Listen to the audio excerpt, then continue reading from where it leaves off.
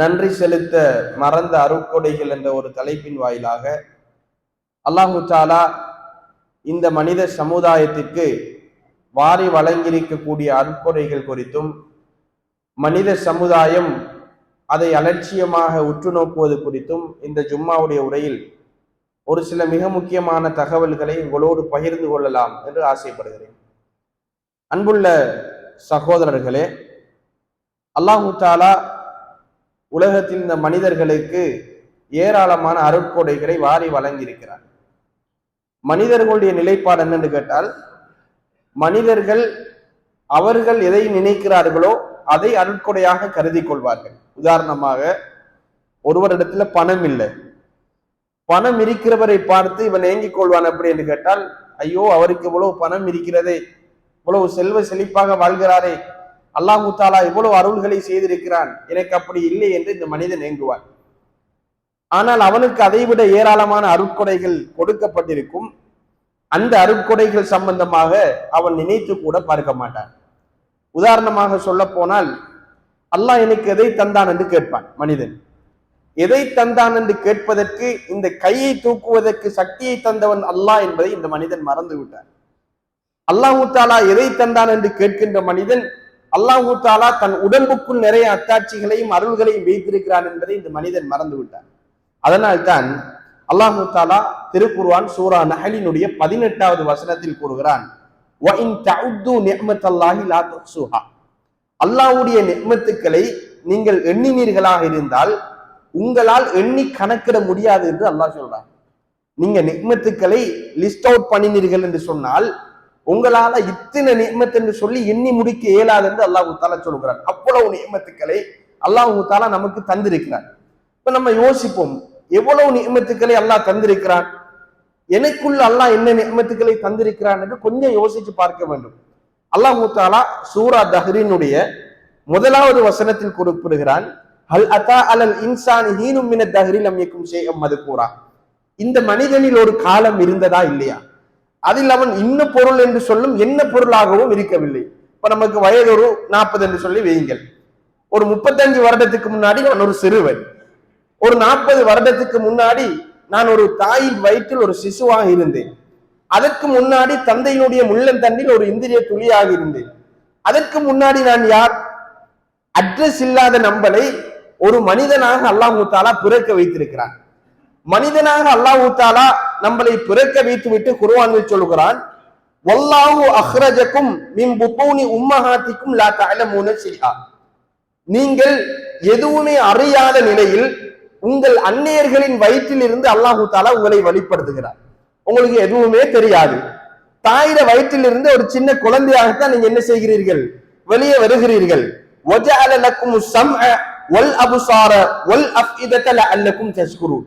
உங்களுக்கு செவிப்புலனையும் பார்வைகளையும் அல்லாஹு தாலா இதயங்களையும் தந்திருக்கிறான், நீங்கள் நன்றி செலுத்தும் பொருட்டு, நீங்க நன்றி செலுத்துவதற்காக. அல்லாஹு தாலா எதுவுமே அறியாமல் உங்களோட தந்தை தாயினுடைய வயிற்றிலிருந்து வெளிப்படுத்தி உங்களுக்கு அல்லாஹு தாலா கேட்கின்ற ஒரு ஆற்றலை தந்திருக்கிறானே. இன்றைக்கு கேட்க முடியாத மனிதர்கள் உலகத்தில் இருக்கிறார்களா? கேட்க முடியாத மனிதர்கள் உலகத்தில் இருக்கிறார்கள் என்று யோசிக்கலாமா? எவ்வளவு பேர் கேட்க முடியாமல் இருக்கிறார்கள்.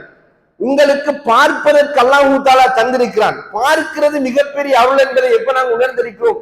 இன்றைக்கு ஒரு 100, 200, 500 மீட்டருக்கு அங்கால இருந்து ஒரு செய்தியை நாங்க பார்க்கிறோம். நம் சமுதாயத்தில் ஒரு சாரார் வாழ்ந்து கொண்டிருக்கிறார்கள், அவர்களுக்கு பார்வை கிடையாது. நாம் எல்லாம் பேப்பரை திறந்தால், குர்ஆனை திறந்தால் சர்வ சாதாரணமாக ஓதுகிறோம், வாசிக்கிறோம். ஒரு சமுதாயம் பிரைல் என்று சொல்லக்கூடிய எழுத்தை தடவி தடவி வாசிக்கிறார்களா இல்லையா? அல்லாஹு தாலா ஒரு சமுதாயத்தை அப்படி ஆக்கியிருக்கிறார். அவர்களுக்கு எதுவுமே தெரியாது. சொந்த ரூபத்தை கூட அவர்களால் முன்னாடி இருக்கக்கூடிய கண்ணாடியில் கூட பார்க்க முடியாது. நாம் யோசிக்கிறோம், கண்ணாடிக்கு முன்னாடி நின்று முகத்துல ஒரு பருவ இருக்கிறது, கொஞ்சம் இடத்த ஒரு மாக்கா இருக்கிறது, கரிப்பட்டு இருக்குது, எல்லாமே கண்ணாடிக்கு முன்னாடி நின்று நேரா சேரும். அவர்களுக்கு அவர்களின் முகத்தில் என்ன இருக்கிறது என்று கூட இன்னொரு ஆள் சொல்லித்தான் தெரியும் என்றால், அல்லாஹ் பார்க்கின்ற மிகப்பெரிய ஆற்றலை தந்திருக்கிறானே, வல் அஃஇதா, சிந்திக்கின்ற ஆற்றலை தந்திருக்கிறானே. எப்படி சிந்திக்கணும் என்று சொல்லி பிளான் பண்ணுகிறோம். எப்படி இன்வெஸ்ட் பண்ணா பிசினஸ்ல முன்னேறலாம், எப்படி இந்த ரூட்டால போனா எங்கால போகலாம், படிப்புல எந்தெந்த ரூட்டால போனா எப்படி காசு சம்பாதிக்கலாம் எல்லாத்தையும் சிந்திக்கிறோமே. ஒரு தலைமகனாக இருந்து ஒரு குடும்பத்தை எப்படி வழி நடத்தலாம் எல்லா ஆற்றலையும் அல்லாஹ் தஆலா தந்திருக்கிறானே, நீங்கள் நன்றி செலுத்துவதற்காக அல்லாஹ் தஆலா சொல்றார். உலகத்தையும் தந்த மனிதர்களே, இதுக்கு நீங்க நன்றி செலுத்த மாட்டீர்களா? அல்லாஹ் தஆலா பார்வையையும் கேட்கின்ற ஆற்றலையும் இதயத்தையும் தந்து உங்களை ஒரு மனிதனாக அல்லாஹ் தஆலா படைத்து உலகத்தில் நடமாட வைத்திருக்கிறானே, அதற்கு நீங்கள் நன்றி செலுத்த வேண்டாமா என்று அல்லாஹ் கேட்கிறான்டா. யோசிச்சு பாருங்க, இதை விட ஒரு அருளை நம்ம யோசிச்சு பார்க்கலாமா? அருள் இருக்குது, இதை விட ஒரு மிகப்பெரிய அருள் இருக்குது சொல்கிறேன். ஆனால் இந்த மனித சமுதாயம் நமக்கு பார்க்கிறது மிகப்பெரிய ஒரு அருள் என்பதை சிந்திக்க மறந்து விட்டார்கள். கேட்கிறது மிகப்பெரிய அருள் என்பதை சிந்திக்க மறந்து விட்டார்கள். இன்றைக்கு சிலர் வந்திருப்பார்கள், அவர்களுக்கு கேட்கின்ற ஆற்றலை அல்லாஹ் தஆலா கொடுத்திருக்க மாட்டார். நான் இன்றைக்கு ஜும்மாவில் பேசுகின்றதெல்லாம் அவர்கள் வாயசைவு மட்டும்தான் வழங்கும். என்ன பேசுகிறார்கள் என்பதை கூட அவர்களால் கேட்க முடியாது. ஆனா பார்த்து கொண்டிருப்பார்கள், ஏதோ வாயசைவு வருகிறது. உட்கார்ந்து கொண்டு பேசிக்கொண்டு கேட்டுக்கொண்டு பார்த்து கொண்டு இப்படியெல்லாம் இருக்கிறேன் என்று ஒரே தடவையில் சிந்திச்சு கொண்டும் இருக்கிறோமே, அல்லாஹ் தஆலா என்னத்தை தந்தான் என்று இப்போ கேட்போமா?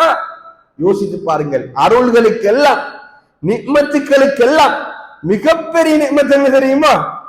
அல்லாஹ் தஆலா ஈமானை நமக்கு தந்து ஒரு முஸ்லிமாக இன்றைக்கு வரைக்கும் வாழ்ந்து கொண்டிருக்கிறோமே, இது மிகப்பெரிய அருள் சகோதரர்களே. நாம நினைக்கிறோம் நாம முஸ்லிமாக இருக்கிறோம், இன்ஷா அல்லாஹ் முஸ்லிமா மௌத்தாயிடுவோம் என்று. அல்லாஹ் தஆலா இந்த ஹிதாயத்தை அல்லாஹ் நமக்கு ஃப்ரீயாக இஷ்யூ பண்ணிருக்கிறான். நமக்கு எதுவும் எந்த கஷ்டமுமே படல. இஸ்லாத்துக்கு கன்வெர்ட் ஆகி நம்ம பெரும்பாலானாக்கள் வரல. அல்லாஹ் தஆலா அப்படி ஒரு நிலையை நமக்கு தரவில்லை. ஃப்ரீயாக அல்லாஹ் தஆலா இந்த மார்க்கத்தை தந்திருக்கிறான். அதனால இதனுடைய தாற்பயம் நமக்கு புரிவதில்லை. அல்லாஹ் தஆலா நபி நூஹ் அலைஹிஸ்ஸலாத்து வஸ்ஸலாமுடைய மனைவியை அல்லாஹ் தஆலா காஃபிர் என்று குர்ஆன்ல சொல்றார். லூத் அலைஹிஸ்ஸலாத்து வஸ்ஸலாமுடைய மனைவியை அல்லாஹ் தஆலா காஃபிர் என்று குர்ஆனில் சொல்கிறார். அதே போன்று நபி இப்ராஹிம் அலைஹிஸ்ஸலாத்து வஸ்ஸலாம் வாப்பாவிடத்துல போய் கெஞ்சினார், வாப்பா இஸ்லாத்துக்கு வாங்கள், நீங்களே பல தெய்வ கோட்பாடுகளை செய்கிறீர்கள், சிலையை கையால செஞ்சுட்டு நீங்களே வணங்குகிறீர்கள் என்று போய் கெஞ்சினார். வாப்பா சொன்னார், இப்ராஹிமே இத்தோடு உன் உபதேசத்தை நிறுத்திவிடு, இல்லை என்றால் உன்னை கல்லால் இருந்து நான் கொல்லுவேன் என்றார். நபிமார்களுடைய குடும்பம் நூஹ் அலைஹிஸ்ஸலாத்து வஸ்ஸலாம் மகனிடத்துல போய் கெஞ்சினார், மகனே இந்த கப்பல்ல நீங்கள் ஏறிக்கொள்ளுங்கள் என்று. வாப்பா இதோ இருக்கின்ற மலையில் ஏறி நான் என்னை பாதுகாத்துக் கொள்வேன் என்றதுதான் தாமதம். ரெண்டு பேருக்கும் மத்தியில் ஒரு அலை குறுக்கிட்டு அவன் அந்த இடத்திலே மௌத்தானான் என்கிற வரலாற்றை நாங்க பார்க்கலாம். செப்டர் என்னன்னு கேட்டால் அல்லாஹ் தஆலா ஒரு நபிமார்களுடைய குடும்பத்துக்கு கூட கொடுக்காத பல ஹிதாயத், ரசூல் ஸல்லல்லாஹு அலைஹி வஸல்லம் பெற்றெடுத்த தாய்க்கும் தந்தைக்கும் கொடுக்காத ஹிதாயத், அல்லாஹ்வுடைய தூதருக்கு அடைக்கலம் கொடுத்த சாட்சா, கடைசி நேரம் கலிமாவை மட்டும் சொல்லுங்க சாட்சா அப்படின்னு போய் கெஞ்சிறார். சாட்சா கலிமாவை ஏற்றுக்கொள்ளவில்லை. கடைசியாக அடம் பிடிச்சு கொண்டிருந்த நேரம் அல்லாஹ் தஆலா குர்ஆன் வசனத்தை இருக்கிறார், இன்னக லா தஹ்தி மன் அஹ்பப்த, நபியே நீங்க விரும்பின ஆட்களுக்கெல்லாம் நேர்வழி காட்ட முடியாது நபியே, வலாக்கின் அல்லாஹ் யஹ்தி மன் யஷா, யாருக்கு அல்லாஹ் தஆலா நாடுகிறானோ அவர்களுக்கு தான் ஹிதாயத் கொடுப்பான். அதே நேரம் மறுபக்கம் நீங்க பாருங்க, ரசூல் ஸல்லல்லாஹு அலைஹி வஸல்லம் அவர்களுக்கு பணிவிடை செய்த ஒரு யூத சிறுவன், யூதன் மரணப்படுக்கை மாதிரியான ஒரு நோய், அல்லாஹ்வுடைய தூதர் பார்க்க போகிறாங்க. பார்க்க போய் அல்லாஹ்வுடைய தூதர் சொல்லுகிறார்கள், அஸ்லிம், இஸ்லாத்தை ஏற்றுக்கொள், இஸ்லாத்துக்குள்ள வாப்பா அப்படி என்று அல்லாஹ்வுடைய தூதர் ஸல்லல்லாஹு அலைஹி வஸல்லம் அவர்கள் சொல்கிறார்கள். அந்த சிறுவனுக்கு எதுவுமே செய்ய இயலாது, பின்பற்றுகிற மதம் யூத மதம். அங்க வாப்பா நிற்கிறார், வாப்பாவையும் பார்க்கிறார், அல்லாஹ்வுடைய தூதரையும் பார்க்கிறார். அல்லாஹ்வுடைய தூதர் ஸல்லல்லாஹு அலைஹி வஸல்லம் அவர்கள் நின்று கொண்டிருக்கும் போது வாப்பா சொல்றார், உங்களுடைய தோழர் முகம்மது எதை சொல்கிறாரோ அதை நீங்க ஏற்றுக்கொள்ளுங்கள் என்று சொன்ன நேரம் உடனடியாக அந்த சிறுவன் கலிமாவை மொழிகிறான். அல்லாஹ்வுடைய தூதர் ஸல்லல்லாஹு அலைஹி வஸல்லம் அவர்கள் வெளியில வந்து சொன்னார்கள், அல்ஹம்துலில்லாஹி அல்லதி அன்கதஹு மினன் நார், நரகத்தில் இருந்து இந்த யூத சிறுவனை பாதுகாத்த அல்லாஹ்வுக்கே புகழ் அனைத்தும் என்று சொன்னார்கள். இந்த கடைசி நேரம் இஸ்லாத்துக்குள்ள வருகிறார்கள். நம்ம என்ன நினைச்சு கொண்டிருக்கிறோம் தெரியுமா? வாழ்க்கையில் முஸ்லிமாக இருக்கிறோம், 5 நேரம் தொழுகிறோம், வசதி வாய்ப்பு கொஞ்சம் கூடுதலா வந்தா ஹஜ்ஜிக்கு போறோம், அதை விட கொஞ்சம் கம்மியா வந்தா உம்ராக்கு போய் வருகிறோம், தான தர்மம் செய்கிறோம், அல்லாஹ் என்ன முஸ்லிமாகவே வாழ வச்சு முஸ்லிமாகவே மௌத்தாக்குறான் என்ற நப்பாசையோடு துஆ கேட்காம இருக்கிறோம். இறுதி தூதர் ஸல்லல்லாஹு அலைஹி வஸல்லம் அவர்கள் கேட்ட துஆ என்ன? அல்லாஹும்ம யா முகல்லிபல் குலூப், உள்ளங்களை புரட்டுபவனே சப்பித் கல்வி அலா தீனிக், என்ற உள்ளத்தை உன் மார்க்கத்தில் நிலைநிறுத்தி வைப்பாயாக. உள்ளம் என்கிறது புரளும் சகோதரர்களே. உங்களுக்கெல்லாம் ஒரு வரலாறு தெரியாமல் இருக்கும், ஆச்சரியமான ஒரு வரலாறு. சவுதியில் ஒரு அறிஞர் இருந்தார். அவருடைய பேர் அப்துல்லா அல் கசீம். 1907ஆம் ஆண்டு சவுதியில அல் கசீம்ல பிறக்கிறார். மிகப்பெரிய ஒரு அறிஞராக இருந்தார். அஸ்ஸிரா பைனல் இஸ்லாமி வல் வதனியா, இஸ்லாமிய மார்க்கத்துக்கும் சிலைகளுக்கும் மத்தியிலான போர் அப்படின்னு சொல்லி மிகப்பெரிய ஒரு புத்தகத்தை எழுதி அவருடைய எழுத்து துறையை பார்த்து பல பேர் இஸ்லாத்துக்குள்ள வந்தார்கள். அந்த அளவுக்கு மிகப்பெரிய ஒரு அறிஞராக இருந்தார். அன்று இருந்த அறிஞர்கள் இமாம் இப்னு தைமியா 2வது தரம் பிறந்துட்டாரோ என்று சொல்கின்ற அளவுக்கு வியப்படைந்தார்கள். என்று அவ்வளவு ஒரு அறிவாளியாக இருந்தார். சவுதியினுடைய அல் கசீம்ல பிறக்கிறார். இறுதியில என்ன ஆச்சரியம் தெரியுமா? நாம் நினைக்காத ஒரு ஆச்சரியம். மௌத்தாகின்ற நேரத்தில் மதம் மாறிய நிலையில் மௌத்தானாருங்கிறத பார்க்கலாம். நஊது பில்லாஹ், அல்லாஹ் நம்மளை பாதுகாக்க வேண்டும். கடைசி நேரம் மத விமர்சகராக மாறி இஸ்லாத்துக்கு எதிரான நூல்களை எழுதி அதே கொள்கை கோட்பாடோடு இறுதியில் மௌத்தா போனார் என்று அறிஞர்கள் சொல்கிறார்கள் என்றால் யோசிச்சு பாருங்க. 1996ஆம் ஆண்டு கெய்ரோல மரணிக்கிறார். யோசிங்க. இப்ப நாங்க யோசிக்கணும், அல்லாஹ்விடத்தில் நாங்க எப்படி பிரார்த்தனை செய்யணும். அதனாலதான் அல்லாஹ் குர்ஆன்ல ஒரு பிரார்த்தனையை சொல்லுகிறார். ரப்பனா லா துஸி குலூபனா பஅத இத் ஹதைதனா, நீ எங்களுக்கு ஹிதாயத்தை தந்ததற்கு பின்னாடி எங்கள் உள்ளத்தை நீ தடம் பொருளை செய்து விடாயேது என்ற பிரார்த்தனை அல்லாஹ்விடத்துல அதிகமாக கேட்கணும். நாங்க துஆ கேட்கறது இல்ல சகோதரர்களே. நான் ஆல்ரெடி சொன்ன மாதிரி என்ன நினைச்சு கொண்டிருக்கிறோம் என்று சொன்னால், இப்படியே நம்ம காலம் கழிஞ்சிரும் என்று சொல்லி நினைச்சு கொண்டிருக்கிறோம். உள்ளம் தடமாறும். நல்லா தொழுது கொண்டு பள்ளியில வந்து உட்கார்ந்து கொண்டிருந்தவர் திடீரென்று தொழுகையை மறந்து பிசினஸ் ரூட்ல போய் கொண்டிருப்பார். நல்ல ஈமானோடு இஸ்லாத்தோடு வாழ்ந்தவர் திடீரென்று அந்நிய மதத்தவர்களுடைய கலாச்சாரத்தை பின்பற்றி போய் கொண்டிருப்பார். உள்ளம் என்பது ஒரு நிலையில் இருக்காது. அதனாலதான் தடமாறக்கூடிய உள்ளத்துக்காக வேண்டி துஆ செய்யுங்கள் என்று அல்லாஹ் குர்ஆன்ல சொல்லுகிறான். ரசூல் ஸல்லல்லாஹு அலைஹி வஸல்லம் அவர்களும் சொல்லுகிறார்கள்ங்கிறத நாங்க பார்க்கலாம். இப்ப எங்க வாழ்க்கையில் அல்லாஹ் தஆலா பல நிஅமத்துகளை எங்களுக்கு தருவான் சோதனைக்காக வேண்டி. அந்த நிஅமத்துக்களை அல்லாஹ் விரும்பி பொருந்தி கொண்ட அடிப்படையில நாங்க பயன்படுத்தோம். எப்போதும் நிஅமத்துக்களை உதாசீனம் செய்து விடக் கூடாது. அல்லாஹ் தஆலா இன்னைக்கு செல்வத்தை தந்திருக்கிறான் என்றால் அல்லாஹ் தஆலா செல்வத்தை தந்தது மிகப்பெரிய ஒரு சோதனை டெஸ்ட் பண்றான். உனக்கு முன்னூற்று காரணம் அல்லாஹ் தஆலா வறுமையில் சாட்டுவான். உன் குடும்பத்தில் இருக்கின்ற பல பேரை அல்லாஹ் தஆலா தேவை உள்ளவர்களாக ஆக்குவான். இப்ப அல்லாஹ் தஆலா உங்களை சோதிக்கிறான், நீங்க என்ன செய்கிறீர்கள் என்பதை பார்ப்பதற்காக. ஆனால் அல்லாஹ் தஆலா அந்த சோதனையில நீங்க வெற்றி பெறவில்லை என்று சொன்னால் வாழ்க்கையை அடுத்த பக்கம் புரட்டுவான். உங்களுக்கு எல்லாம் தெரிஞ்ச ஒரு வரலாறா இருக்கும். ரசூல் ஸல்லல்லாஹு அலைஹி வஸல்லம் அவர்கள் முன் சென்ற பனு இஸ்ரவேலருடைய காலத்துல அல்லாஹ் தஆலா 3 பேரை சோதிக்க நாடின வரலாற்றை சஹாபாக்களுக்கு சொல்றாங்க. அந்த 3 பேரையும் அல்லாஹ் தஆலா சோதிக்க நாடினார். 3 பேரும் 3 குறையோட இருந்தார்கள். முதலாமானவர் யாரு? அவர் குஷ்ட நோயாளி. உடம்புல எல்லாம் தோள்கள் குஷ்டம் பிடித்து ஒரு தொழு நோயாளியாக இருந்தார். அல்லாஹ் தஆலா இவரிடத்துல மலக்குண்டை அனுப்புகிறார். அந்த மலக்கு செல்லுகிறார். போய் உங்களுக்கு என்ன பிரச்சனை என்று கேட்ட நேரம், உங்களுக்கு என்ன தேவை, உங்களுக்கு என்ன பிரச்சனை என்று கேட்ட நேரம் அவர் சொல்றார், எனக்கு இருக்கின்ற பிரச்சனையே உடம்பில் இருக்கின்ற குஷ்டரோகம் தான். மக்கள் எல்லாம் என்னை பார்த்தால் அருவருப்பாக பார்க்கிறார்கள். உடம்பில் நல்ல தோலும் நல்ல நிறமும் இருந்தால் நான் மற்றவர்களை போன்று அழகாக இருப்பேன் என்று சொன்ன நேரம் வந்த மலைக்கு அல்லாஹ்வுடைய நாட்டத்தின் பிரகாரம் அவரை தராவி விடுகிறார். உடனே அவருக்கு நல்ல தோல் கொடுக்கப்பட்டு அந்த குஷ்டரோகம் இல்லாமல் ஆகிவிடுகிறது. வந்த மலைக்கு சொல்கிறார், உங்களுக்கு என்ன வருமானத்திற்காக வேண்டும் என்று சொல்லுங்க. அப்ப இவர் சொல்லுகிறார், எனக்கு ஒரு ஒட்டகம் இருந்தால் நான் என் வாழ்க்கையை நல்ல முறையில வருமானத்தை அதிலிருந்து பெற்றுக்கொண்டு வாழ்வேன் என்று சொன்ன நேரம் அவருக்கு கற்பிணியான ஒரு ஒட்டகம் கொடுக்கப்படுகிறது. அந்த ஒட்டகம் பல நூற்றுக்கணக்கான ஒட்டகங்களாக மாறி பல்கி பெருகி ஒரு ஓடை முழுக்க ஒட்டகம் பல்கி பெறுகின்ற அளவுக்கு நல்ல முறையில வாழ்ந்து அவரோட லைஃப் போய் கொண்டிருக்கிறது.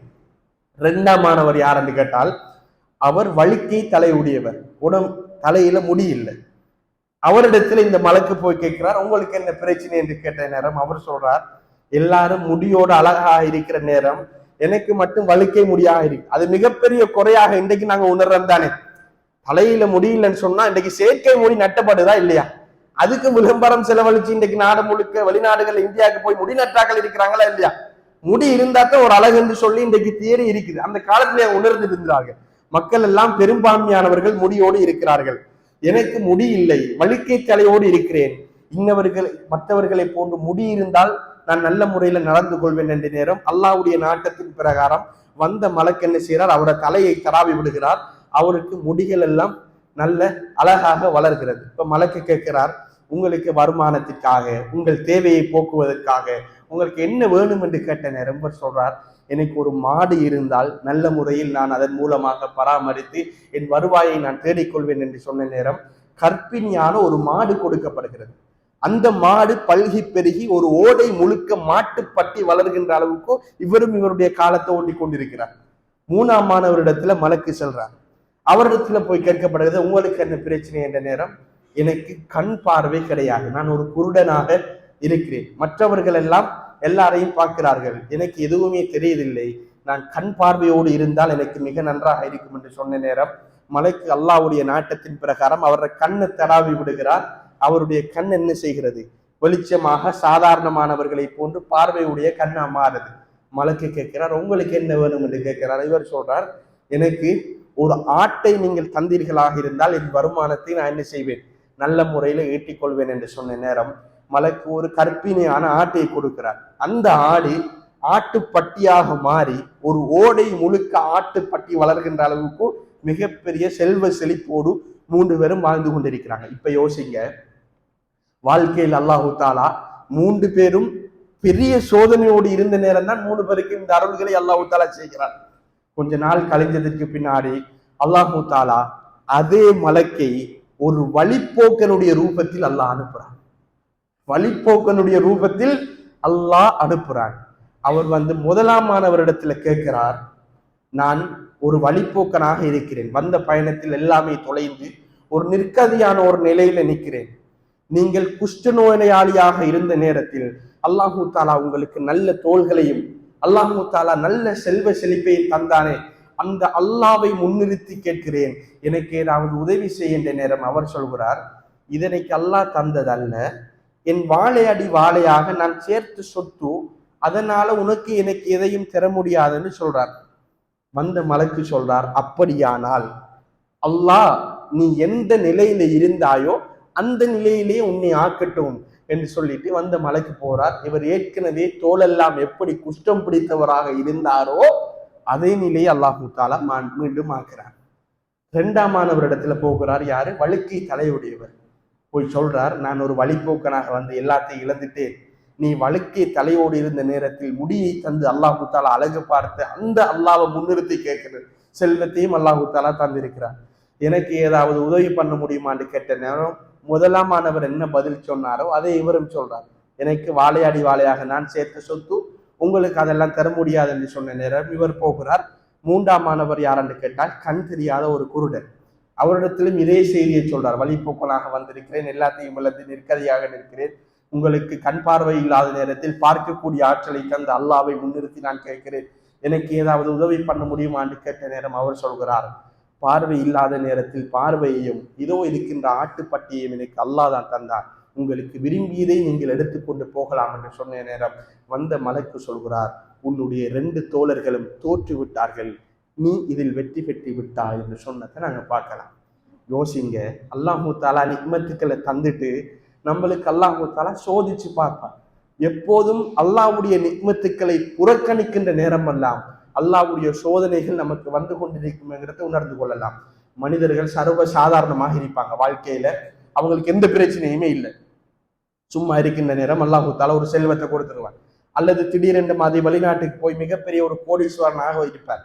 கோடீஸ்வரன் ஆனதுக்கு பிறகு மனிதர்களை பார்த்து நடக்கின்ற நடை, அவருடைய உடை, பாவனை, இன்னொருத்தரை பார்த்து சிரிக்கின்ற சிரிப்பு, இன்னொருத்தரோடு நடக்கின்ற முறை எல்லாமே மாறிடும். முன்னூத்தூட்டுக்காரால பார்த்து சிரிக்க மாட்டார். எனக்கு மேலால ஒருத்தன் இல்லை என்று சொல்லக்கூடிய அகம்பாவமும் பெருமையும் மனுஷனுக்கு வரும். இது வாழ்க்கையில் இருந்து கொண்டே இருக்கக்கூடாது. எப்போதும் மனிதர்களுடைய கல்பு அல்லாவை சார்ந்திருக்கின்ற நேரம் எல்லாம் அல்லாஹு தாலா உதவி செஞ்சு கொண்டே இருப்பான். பெருமை அடிச்சு கொண்டு எனக்கு மேலால் ஒருத்தன் இல்லை என்று எப்ப நினைக்கிறோமோ அப்போது அல்லாஹு தாலா உனக்கு மேல ஒருத்தன் இருக்கிறான் என்பதை நிரூபித்து காட்டுவார். ஃபிரௌன் என்ன சொன்னான்? ஃபகால அன ரப்புக்குமுல் அலா, நான் தான் உயர்ந்த இரட்சகன், எனக்கு மேலால் ஒரு ரப்பு கிடையாதுன்னு சொன்னான். அல்லாஹு தாலா மூசா நபியை அனுப்பி அவனுக்கு இதாயத்தை செஞ்சு கொண்டே இருந்தான். இதாயத்தை கொடுப்பதற்காக அல்லாஹ் எல்லா ஏற்பாட்டையும் பண்ணினான். எனக்கு மேல் ஒரு சக்தி இல்லை என்று சொன்னான். அல்லாஹு தாலா கடலை பிளந்து கடைசியாக மூழ்கடிச்ச நேரம் ஃபிரௌன் என்ன சொன்னான் தெரியுமா? ஆமன்து அன்னஹு லா இலாஹ இல்லல்லாஹ், மூசா எந்த ரப்பை ஏற்றுக்கொண்டானோ அதே ரப்பை நானும் ஏற்றுக்கொள்கிறேன் என்று சொன்னான். அல்லாஹ் சொன்னான், இப்பதானா உனக்கு ஞானம் வலிச்சிச்சு. அல்லாஹு தாலா உனக்கு பிரத்யோகமாக ஒரு நபி அனுப்பி அல்லாஹு தாலா எவ்வளோ பிரச்சாரத்தை செஞ்சான், நீ ஏற்றுக்கொள்ளவில்லை. எப்போதும் நான் என்கின்ற மமதை ஒரு நாளும் என்கிற உள்ளத்துல வந்துவிடக்கூடாது. நான் பெரியவன், படிப்பில் உயர்ந்தவன், அந்தஸ்து உள்ளவன், காசில் உயர்ந்தவன், என்னை வீழ்த்த ஒத்தரும் இல்லை என்று சொல்லி நினைச்சால் அல்லாஹு தாலா நம்மளை வீழ்த்துவான். சரியான ஒரு உதாரணம், ரசூல் ஸல்லல்லாஹு அலைஹி வஸல்லம் இடத்துல ஒரு ஒட்டகம் இருந்துச்சு. அந்த ஒட்டகத்துக்கு பேர் அல்பா என்று சொல்லக்கூடிய ஒட்டகம். வாட்ட சாட்டமான ஒரு ஒட்டகம். ஓட்டப்பந்தயத்தில் அந்த ஒட்டகத்தை வென்றுவிட முடியாது என்று சொல்கின்ற அளவுக்கு மிக வேகமாக ஓடக்கூடிய ஒட்டகம். ஒரு நாள் ஒரு நாட்டுப்புறத்து அரபி அல்லாஹ்வுடைய தூதர் ஸல்லல்லாஹு அலைஹி வஸல்லம் இடத்துல வாரார். வந்து அல்லாஹ்வுடைய தூதர் இடத்துல கேட்கிறாரு, யார் ரசூலல்லாஹ், 2 பேர் ஒட்டகத்துக்கு மறையில ஓட்ட போட்டி வைப்போமா, ரேஸ் ஒன்று வைப்போமான்னு கேட்கிறார். சஹாபாக்கள் அல்லாஹ்வுடைய தூதர் எல்லாரும் சொல்றாங்க, ஆமா நம்ம வைப்போம்னு சொல்றாங்க. சஹாபாக்களோட உள்ளத்துல என்னது? அல்பாவை யாராவது வென்று விட முடியுமா? நம்ம அப்படித்தானே நினைக்கிறேன். இவர் பெட்டிங் போனா யாராவது அவுட் ஆக இயலுமா? ஃபர்ஸ்ட் இறங்கினாலே 6 காரை அடிச்சு போட்டு தான் வெளியே வருவார்னு சொல்லி நினைப்போம். ஒரு சிலரை பார்த்து சில நேரம் முதலாவது பந்திலே அவுட் ஆகக்கூடிய நிறைய பேர் இருப்பாங்க. அல்லாஹு தஆலா அப்படியான ஒரு நிலைமை ஆக்குவார். சஹாபாக்கள் சொல்றாங்க, எத்தனையோ ஒட்டகத்துக்கு சஹாபாக்களுக்கு எப்படி இருந்திருக்கும், எத்தனையோ ஒட்டகத்துக்கு மத்தியில இது ஒரு ஒட்டகம் பெறுது, எப்பயுமே முதல் வரக்கூடியதானே முதல் வரும் அப்படி என்று ஓட்டப்பந்தயம் வச்ச நேரம் பலமையாக முந்தக்கூடிய அல்லாஹ்வுடைய தூதருடைய ஒட்டகம் அந்த நாள் பார்த்து கொஞ்சம் பின்னுக்கு ஆயிடுச்சு. வந்த நாட்டுப்புற அரபியினுடைய ஒட்டகம் முந்தி விட்டது. சஹாபாக்கள் ஒரு வகையான கவலை ஏற்படுச்சு.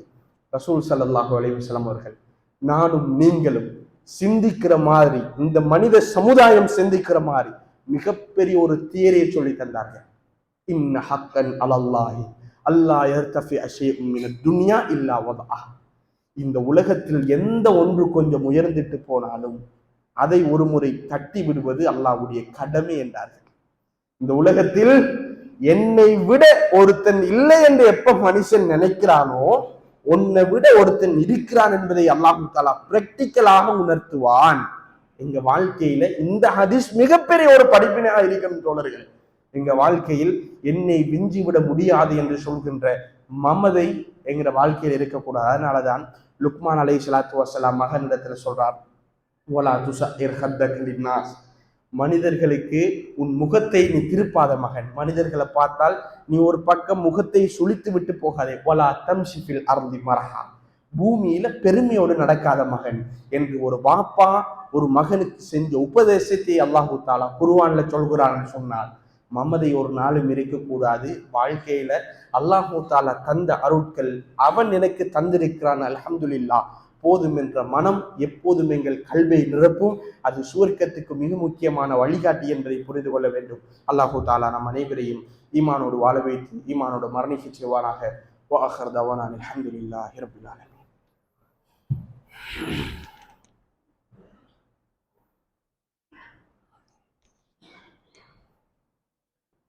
அல்ஹம்துலில்லாஹி ரப்பில் ஆலமீன் வஹுவ வலியுஸ் ஸாலிஹீன் வஸ்ஸலாத்து வஸ்ஸலாமு அலா அஷ்ரஃபில் அன்பியாஇ வல் முர்சலீன் நபீனா முஹம்மதின் வ அலா ஆலிஹி வ அஸ்ஹாபிஹி வ அஹ்லி பைத்திஹி வ மன் தபிஅஹும் பி இஹ்சானின் இலா யௌமித்தீன் வ பஅத்.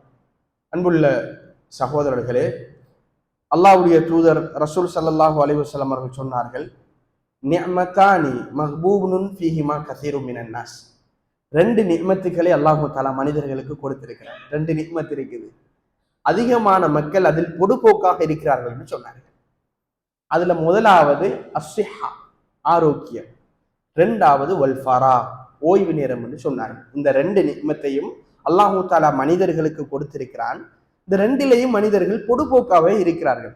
இப்ப யோசிங்க, ஒருத்தர் நோய்வாய்ப்பட்டிருக்கின்ற நேரம்தான் நமக்கு அல்லாஹு தஆலா தந்திருக்கின்ற அருட்கொடை சம்பந்தமாக வளருது. இப்ப நாம தண்ணீரை குடிக்கிறோம், வாழ்க்கையில தாகம் ஏற்பட்ட தண்ணீர் குடிக்கிறோம். தண்ணீர் மிகப்பெரிய நிக்மத் என்பதை நாங்கள் உணர்ந்திருக்கிறோமா? அல்லாஹு தாலா குர்ஆன்ல சொல்கிறான், அஃபரஐத்துமுல் மா அல்லதி தஷ்ரபூன், நீங்க குடிக்கின்ற தண்ணீரை நீங்கள் சிந்தித்து பார்த்தீர்களா? அன்தும் அன்சல்துமூஹு மினல் முஸ்னி அம் நஹ்னுல் முன்சிலூன், மேகத்திலிருந்து அதை நீங்கள் இறக்கினீர்களா அல்லது நாம் இறக்கினோமான்னு கேட்கிறார். நீங்க தண்ணீரை குடிச்சு கொண்டிருக்கிறீர்கள். குடிக்கின்ற நேரம் நாம் குடிக்கின்ற தண்ணீர் அல்லாஹு தாலா தந்த மிகப்பெரிய நிக்மத்துங்கிறத நாங்கள் உணர்ந்ததில்லை. சரி, இது எப்படி வருது? மேகத்திலிருந்து அல்லாஹு தாலா இறக்கிறான். அது நம்முடைய டியூட்டி, அது நீங்க உருவாக்கினது அல்ல என்று அல்லாஹு தாலா சொல்லிவிட்டு, லவ் நஷா, நாங்க நினைச்சிருந்தால் ஜஅல்நாஹு உஜாஜன் ஃபலௌலா தஷ்குரூன், நீங்கள் குடிக்க முடியாத அளவு உப்பு நீராக அதை ஆக்கியிருப்போம், இதற்காக நீங்கள் நன்றி செலுத்த வேண்டாம் என்று அல்லாஹ் கேட்கிறார். தண்ணீர் உப்பு நீராக நம்ம நினைச்சிருந்தா ஆக்கியிருப்போம். அரிசி இருக்குது, அந்த அரிசிக்குள்ள சுவைக்காக வேண்டி உப்பு கொஞ்சம் போடுறோம். அந்த உப்பு வளமையாக போடுறதை விட ஒரு துளி கூடிட்டுன்னு சொன்னா கூட நம்மளுக்கு டேஸ்ட்ல வித்தியாசம் வழங்குது. கடல்ல குளிக்க போறோம், முங்கி குளிக்கிற நேரம் வாயை மூடிட்டு தான் குளிப்போம். தப்பித்தவறி வாய்க்குள்ள அந்த உப்பு நீர் போனால் சத்தி எடுத்த நிறைய பேர் கூட இருப்பார்கள், வாந்தி எடுத்தவர்கள். ஏனால் அதை நம்மளால் டேஸ்ட் பண்ண முடியாது, அது அப்படியான ஒரு உவர்ப்பு தன்மை கொண்டது. அல்லாஹ் தாலா சொல்றான், குடிக்கின்ற தண்ணீரை உங்களுக்கு அழகா தந்திருக்கிறோம், நாம நினைச்சிருந்த அதை உப்பு நீராக ஆக்கியிருப்போம் என்று சொன்னால், அல்லாஹ் குடிக்கின்ற தண்ணீரை எனக்கு மிகப்பெரிய நிக்மத், தொண்டைக்குள்ளால இறங்குறதுக்கு அது மிகப்பெரிய ஒரு நிக்மத். இன்றைக்கு இலங்கை திருநாடு 2 கிழமைக்கு ஒரு கிழமைக்கு முன்னாடி எதிர்நோக்கி ஆகப்பெரிய சவால் என்ன? டெங்கு நோய். டெங்கு நோயாளர்களை ஓட்டில் அட்மிட் பண்ற நேரம் நீங்க போய் பாருங்க, அவங்களுக்கு அந்த பிளேட் குறைஞ்சு கொண்டு போகும். குறைஞ்சு போய் நேரம் டாக்டர் மார் என்ன சொல்லுவாங்கன்னு சொன்னால், லிமிட்டுக்கு தண்ணி கொடுங்க, நீங்க ஒரு 100 மில்லி அல்லது 50 மில்லி தண்ணி கொடுங்க. நாமெல்லாம் பொட்டில் கணக்கில் சாதாரணமாக குடிச்சு கொண்டிருப்போம். எவ்வளவு தாகம் வந்தாலும் அவரால் தண்ணி கொடுக்க முடியாது. ஒரு நோயாளியை போய் பார்த்தேன், சுபஹானல்லாஹில் அலீம், தொண்டை வறண்டு தண்ணீர் கேட்கிற நேரம் கரண்டியால 2 ஸ்பூன் தண்ணி கொடுக்குறாங்க. அவர் சொல்றார், மௌலவி, தண்ணி தொண்டையை நலக்கிறதுக்கு தானே ஒலிய, அது தாகத்துக்கு குடிக்கிறது இல்லைன்னு சொல்றார். அவருக்கு ரொம்ப தாகமா இருக்குது, தண்ணீர் என்று கத்துக்கிறார். எப்போதாவது நம்மட வாப்பா நம்மளோட உம்மா தண்ணீர் என்று கத்துக்கிற நேரம் அந்த தண்ணியை நாங்கள் கொடுக்காம இருப்போமா? எவ்வளவு வேண்டும்னாலும் கொடுப்போம். டாக்டர் சொல்லிக்கிறார், அவருடைய நோய்க்கு தண்ணீர் அதிகமாக கொடுக்க இயலாது, கொடுத்தா அவர் கிட்னிக்கு பிரச்சனை வரும். சுபஹானல்லாஹில் அலீம். தண்ணீர் அல்லாஹு தாலா தந்த மிகப்பெரிய நிக்மத் என்பதை நாம் எப்போது உணர்ந்திருக்கிறோம்? சர்வ சாதாரணமாக நாம் சிறுநீர் கழித்து கொண்டிருக்கிறோம், அது மிகப்பெரிய ஒரு நிக்மத்துங்கிறத நாங்கள் எப்படி உணர்ந்திருக்கிறோம்? வாழ்க்கையில சிறுநீர் போறோம், மலம் போறோம், சாப்பிடுகிறோம், தண்ணி குடிக்கிறோம், ஒரு சைடால சிறுநீராக அது வெளியே வருது, ஒரு சைடால மலமாக போகுது. இந்த வயிற்றுக்குள்ள எவ்வளவு ஃபங்க்ஷன் நடக்குதுன்னு சொல்லி ஒரு நாள் கூட யோசிச்சிருக்கிறோமா? இன்றைக்கு ஒரு சாரார் வட்டையால தண்ணி போகுது, அவங்க சிறுநீர் போடுறதும் தெரியாது, மலம் போடுறதும் தெரியாது. இந்த உணர்வை தந்து அல்லாஹு தாலா மனிதர்களாக நம்மளை ஆக்கினதுக்கு இந்த ரப்புக்கு நாங்கள் எப்படி நன்றி செலுத்த போகிறோம் தோழர்களே? வாழ்க்கையில நன்றி நாங்கள் பலருக்கு செலுத்துவோம், அல்லாஹ்க்கு மட்டும் நன்றி செலுத்த மாட்டோம். ஒரு பயணம், தூர பயணம் போறோம், தூர பயணம், காட்டு வழியில நம்ம வாகனம் நிக்குது, சிந்திச்சு பாருங்க. சுத்தி வளைச்சி யாருமே இல்லை, யானை காடு, மிருகங்கள் மட்டும் இருக்கின்ற காடு. ஒரு சைட்ல ஒரே ஒரு வீடு இருக்கிறது. அந்த வீட்டில் இருக்கின்றவர்கள் வந்து சொல்றாங்க நம்மள்கிட்ட, இன்றைக்கு இரவு உங்களுடைய வாகனத்தை எங்கிட்ட வீட்டுல நீங்க வச்சுட்டு இன்றைக்கு இரவைக்கு நீங்க தங்கிட்டு போங்கன்னு சொல்றாங்க. அந்த இரவு தங்குறோம். காலையில நமக்கு ஒரு தேநீர் தாராங்க. வரும்போது அவர்களிடத்துல நாங்க என்ன சொல்லுவோம்? கட்டாயமாக எங்களோட ஊருக்கு வந்தால் எங்களோட வீட்டுக்கு வராம நீங்க போயிடவே கூடாது, உங்களோட டெலிஃபோன் நம்பர் தாங்க, ரொம்ப ஜஸாக்கல்லாஹ் ஹைர், அல்லாஹ் உங்களுக்கு அருள் செய்யட்டும் என்று பிரார்த்தனை செஞ்சுட்டு வாரோம். ஒரு நாள் தங்குவதற்கும் ஒரு கப் தேநீர் தந்ததற்கும் மனுஷனுக்கு நன்றி செலுத்துகிற நாம உடல் தந்து, அதற்குள் உயிரும் உணர்வும் தந்து, சிந்திக்கின்ற திறனும் தீரமும் தந்து, நாடியதை செய்து கொள்ள ஊனல் இல்லாத உடலையும் கோணல் இல்லாத அறிவையும் தந்து காத்து போஷிக்கின்ற அந்த அல்லாவுக்கு நன்றி கெட்ட மனுஷனாக நாங்க இருப்போம் என்றால் நம்மளை போன்ற துரதிர்ஷ்ட வசசாலிகள் இந்த உலகத்துல யாருமே இருக்க மாட்டார்கள். எனவே அன்புள்ளவர்களே, எல்லாத்துக்குமே அல்லாவுக்கும் நாங்கள் நன்றி செலுத்தக்கூடிய உள்ளங்களாக எங்களோட உள்ளத்தை நாங்கள் மாற்றணும். எங்களோட பிள்ளையை வளர்க்கின்ற நேரத்தில் எங்களோட பிள்ளைக்கு நன்றி உணர்வை நாங்கள் சொல்லிக் கொடுக்கணும். அல்லாஹ் தந்த நிக்மத்துக்களுக்கு நன்றி செலுத்தக்கூடிய உள்ளங்களாக எங்களுடைய உள்ளங்களை மாற்ற வேண்டும். என்கிற நிக்மத்துக்களை நாங்கள் அல்லாஹ்விடத்தில் அது நீடூடி காலம் இருக்கணும் என்று சொல்லி துவா செய்யணும். இறுதியாக ரசூல் ஸல்லல்லாஹு அலைஹி வஸல்லம் அவர்கள் ஒரு அழகான பிரார்த்தனை செய்வார்கள். அல்லாஹும்ம இன்னி அஊது பிக்க மின் ஸவாலி நிஅமதிக். யா அல்லாஹ், உன்னுடைய அருட்கொடைகள் நீங்குவதை விட்டு உன்னிடம் நான் துவா செய்கிறேன், பாதுகாவல் தருகிறேன். நீ நிறைய அருட்கொடைகள் எனக்கு தந்திருக்கிறாய். காசு, பணம், பட்டம், பதவி, வாகனம் தந்திருக்கிறாய். இதெல்லாம் நிரந்தரமானது அல்ல. என்று ஒரு நாள் நீ பிடுங்கி எடுப்பாய். அதனால் நீ தந்திருக்கக்கூடிய அருட்கொடைகள் நீங்கி போவதை விட்டும் நான் உன்னிடம் பிரார்த்தனை செய்கிறேன். உன்னுடைய ஆரோக்கியம், நீ எனக்கு வழங்கியிருக்கக்கூடிய ஆரோக்கியம் நீங்கி போவதை விட்டும் உன்னிடம் நான் துவா செய்கிறேன்.